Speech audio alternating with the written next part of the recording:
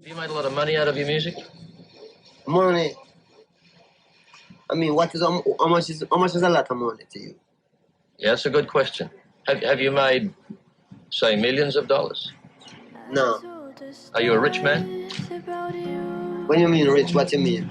You have a lot of possessions? A lot of money in the bank? Position make you rich? I don't have that type of richness. My richness is life forever. After a life-changing and inspiring 2 years, I've decided to leave my first job at Anduril to go build a company with people that I've always wanted to create with. Words cannot describe the happiness and joy that I feel to be building something great with new people that I can learn from. That said, if you've seen my videos, you'll know how grateful I am for the experience to have worked at Anduril. It was my first job and it gave me the opportunity to see the world, make lifelong friends, and realize that engineering was how I wanted to create impact in the world. So why am I leaving, where am I going, and how has my definition of success changed in the last few years? After 2 years of going back and forth, of changing my mind and letting others forge my desires, I finally found what I would call success. I'm not rich beyond my wildest imagination, nor am I an expert yet in any of the ways that I want to be. So what is it that recently has brought me such fulfillment and joy?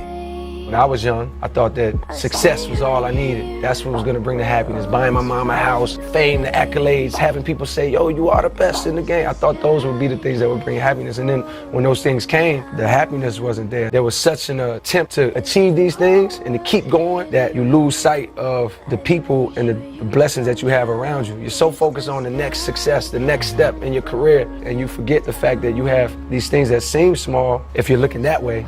But if you look this way, you realize that the only thing that matters, and that's your mother, that's your family, that's love.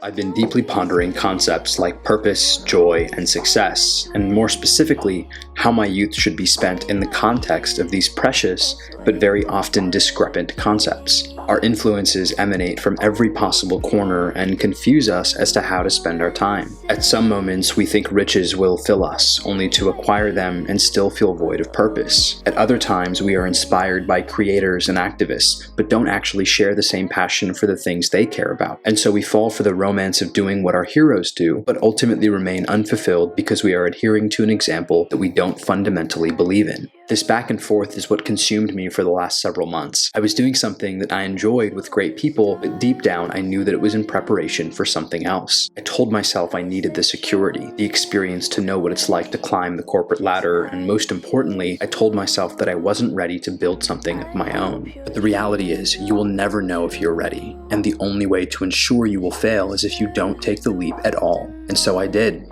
And now, a month into my new work, I know that it was one of the best decisions that I've ever made. Getting to spend each day building what I want, creating a product that aims to reduce the negative impact we have on our environment with people that are so much smarter than me. There's nothing else that brings me such joy, and that is my version of success. To always be dreaming, to know and act on my capability to create something that others need, and to wake up and go to bed knowing that I spent every hour in between doing exactly what I wanted. To be successful is to have the peace of mind that you are spending your precious, quickly deteriorating moments exactly how you intended. Learning and discomfort were also essential factors to my decision to leave my first job. The greatest moments of growth for me have come when I had no safety net. It may seem counterintuitive, but the sharpening of your skills, the shaping of your gratitude, and the exponentially meaningful learning experiences only come in life when you must give all of your passion to avoid failure. I knew that my youth should only be spent having these kinds of experiences. I wanted to work in different industries with different people and try to be excellent in very different arenas of life. Diversities of ideas and craft would improve me. It would make me multi-talented and capable of appreciating what others can contribute. To be truly successful is to have freedom from the pretentious social rules that tell us we have to be a certain age to start our own venture, or that if we don't put profit at the center of our being, we are taking a misstep. Having deeply believed in these philosophies,